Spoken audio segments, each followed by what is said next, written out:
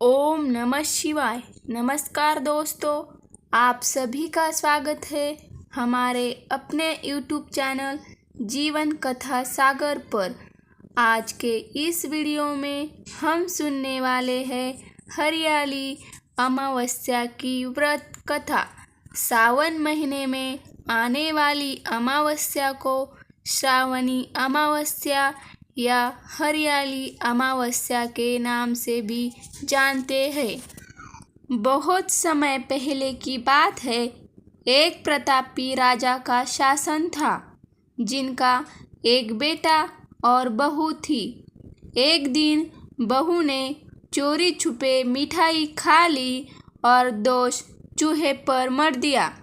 चूहा इस आरोप से बेहद क्रोधित हुआ और उसने बदला लेने की ठान ली। एक दिन जब राजा के वहाँ कुछ मेहमान आए हुए थे और राजा के कमरे में सो रहे थे, तो चूहे ने रानी की साड़ी चुपके से वहाँ पर रख दी। सुबह जब मेहमानों की नींद खुली और उन्होंने रानी की साड़ी देखी तो सभी हैरान रह गए। राजा को जब इस बात का पता चला तो उन्होंने अपने बहू को महल से निकाल दिया। अब रानी हर शाम दिया जलाकर ज्वार उगाने का काम करती और पूजा के बाद गुड़धानी का प्रसाद बांटती। एक दिन राजा उसी रास्ते से गुजरे और उन्होंने उन दियों की रोशनी देखी।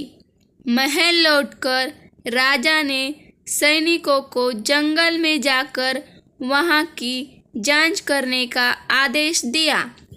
सैनिक जब उस पीपल के पेड़ के नीचे पहुंचे तो उन्होंने देखा कि दिए आपस में बातें कर रहे थे, अपनी अपनी कहानियां साझा कर रहे थे।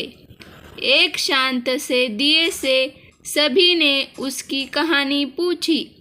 उस दिए ने बताया कि वह रानी का दिया है और उसने सारी घटना विस्तार से सुनाई।